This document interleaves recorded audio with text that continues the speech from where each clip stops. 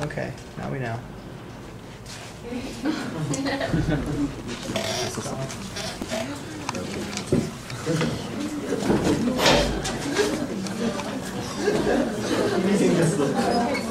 Order, please.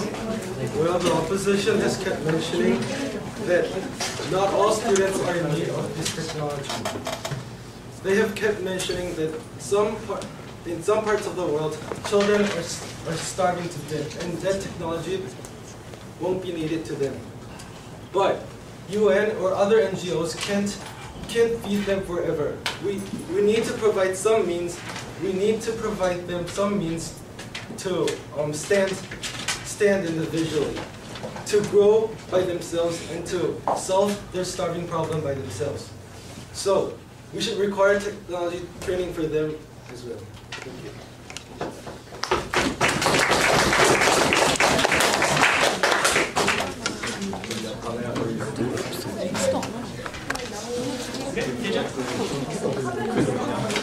Order, please.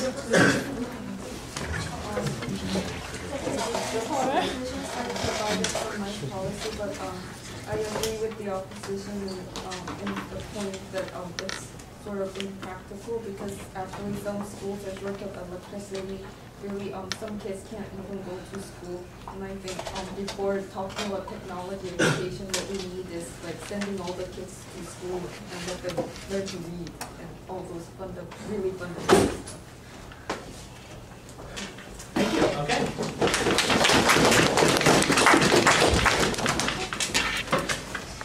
Okay, thank you to both of our floor speakers.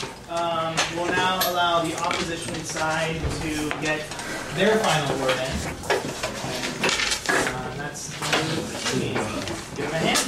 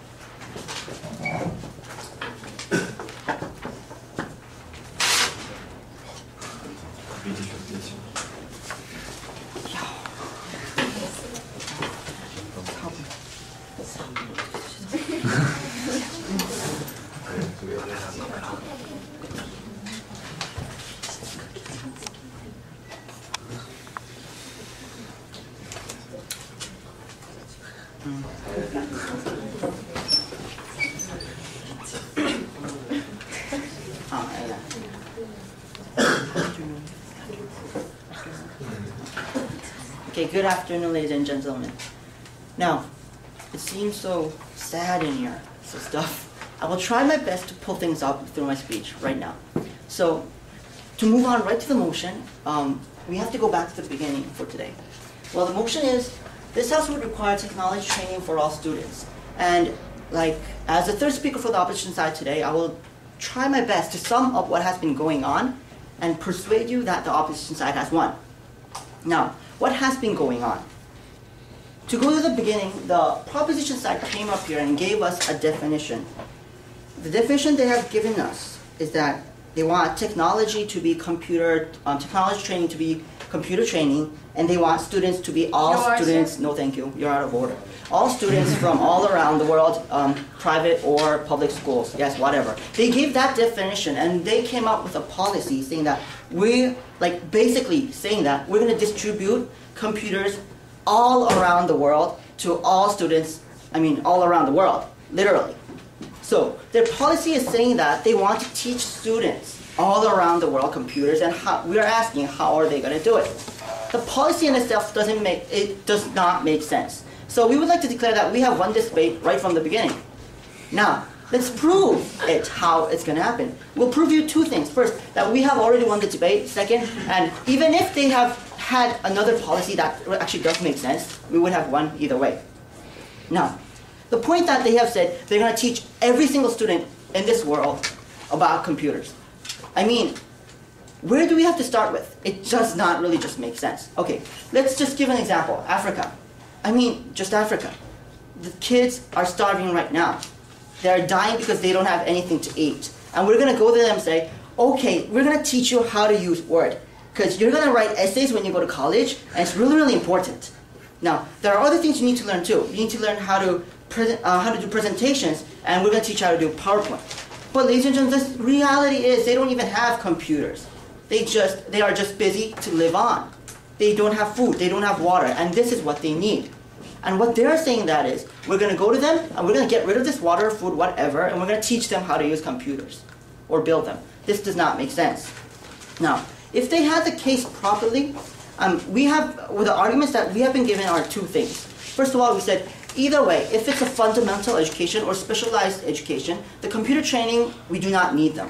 We do not need them to be required for all students. Second point was that it is impractical to do this. The impractical part has been already proven, so I'll move on to the first part.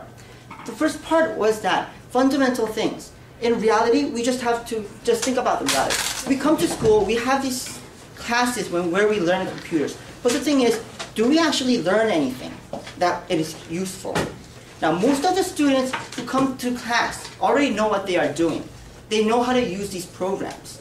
And they're just basically wasting their time, putting effort to gain just scores on things they don't really need. They already know. Now, even specialized education or whatever, these specialized areas will be only implicated, they will be only needed to students who are actually going to participate in areas in the future that have relations with computers. What can you think of? HTML language, or all these kind of programs that ask you to learn words, hard words and programs that we actually don't need in the future, like secretaries or programmers. Do we need to know the knowledge that they need? This is not true. So regardless of whether it's fundamental or specialized education, the prop side cannot prove that we need this education. The status quo in itself has problems right now. And what the proposition side is telling us is to just expand it throughout the world. Korea has its problems in its education right now, and we're going to implement this into the world. This is why the opposition side asks you to fill the motion for today. Thank you.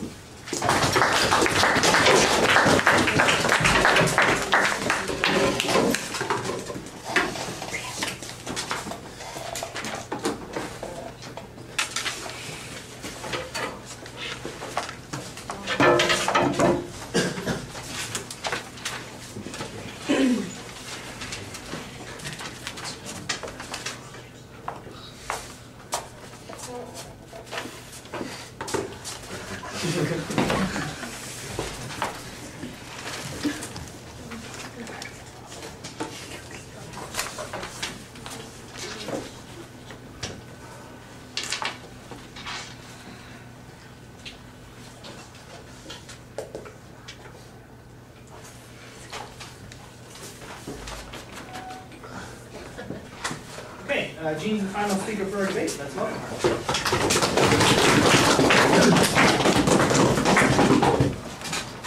Hello, ladies and gentlemen. As the last speaker, I will rebut 12 points that they have mentioned and summarize our own point. First of all, let's start with Utek. This side have mentioned that it is impractical to provide all computers. And they have also mentioned, how are we going to do it? As we mentioned for twice, UN have already put in $3 billion for computers in undeveloped nations, which means, due to this motion, 10,000 computers are in Africa, just by helping out. And also, he have mentioned that it doesn't gain interest in computers. But this is your side of the story. As she said, the underdeveloped countries wouldn't even get a chance to learn unless the UN helps or unless this motion passes. You have also mentioned that the professional knowledge and web knowledge is unnecessary. So we are saying that this policy, we are giving a one-to-one student choice on what to learn. And as we said, the learning is not strictly chosen. And every student could decide from basics to the hard course. And ironically, they have mentioned that elementary education is necessary just because we have termed all students to middle school to high school. Isn't this so ironic? They have mentioned that elementary education is necessary. Well, here's our point. We need the educations. And Utek have also mentioned that it is a total waste of time. But this is also ironic because I saw you struggling with Excel. And unfortunately, not everyone could get a 100 point in 실기 nor 이론. Next, let's go to the next. Chef mentioned that Africa is starving to death. We are not saying that we are going to take away the food aid and go to the technology aids. And unless we give technology training to them, the organization that I'm going to mention isn't going to donate money for food. They're donating because technology is the reason for their nation. Also, that UNEF mentioned that middle school to high school already knows how to do it. Oh, so you mean highly limited Excel or PowerPoint or World Difference or IT program or V2 Tech or Computer TC? Ma'am. Sorry. And if you don't know this, you cannot say that you already know how to do it. And you have also mentioned that not everyone needs special knowledge and experience. So we have been saying we did not strictly demand what to teach. Students could learn to choose between different and diverse level. Isn't this better than only learning Excel? To choose what we learn? Sure. Also, who are going to give aid? Ma'am. Okay. You said that they spent $3 million to African countries to provide some computers, and I think that it will take maybe $1 billion to provide all of the computers to Africa. Okay. I see your point, and that's what I'm going to mention, the Bill Gates Foundation. And I'm going to tell you how much they have donated and how much computers in this world could benefit. Okay, sorry. Okay. So, who would give the aids? Who would give the computers? 45 organizations, plus the Bill Gates Foundation. United Nations Conference on Trade and Development, Investment, Enterprise Development, and Technology Division. United Nations Environment Program, Division of Technology, Industry, and Economy, International Environment Technology Center, Science Centers. Economic Commission for Europe, Industrial Restructuring, Energy Enterprise Development Division, Sustainable Energy Section Center for Trade Facilitation, Electronic Business, Digital Pay for Trade, and blah blah blah for 45. Okay. So, let's go to Chung Seung-min. So he was saying, so how? Sorry, I don't have to. How are we going to do it? As I've mentioned before, the 45 organizations have already put it like more than $50 billion into it, and they're going to make more computers out of it. And also, you have mentioned Africa again. But as I'm saying, we're not taking the food aids. We're just giving more money and more technology training. No computer doesn't mean no food. No computer doesn't mean food. It just means no computer means no food as well. Okay. You're saying that if there is no computer and no technology, then there will be more foods for the children. But unfortunately, if there is no computer, they won't donate the money at all from the start.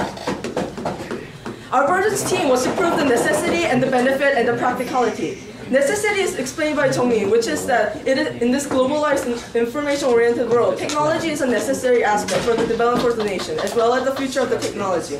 And benefits and practicality have been already proven. So, since we have successfully proved the three aspects, we hope that you will vote for this motion. Thank you.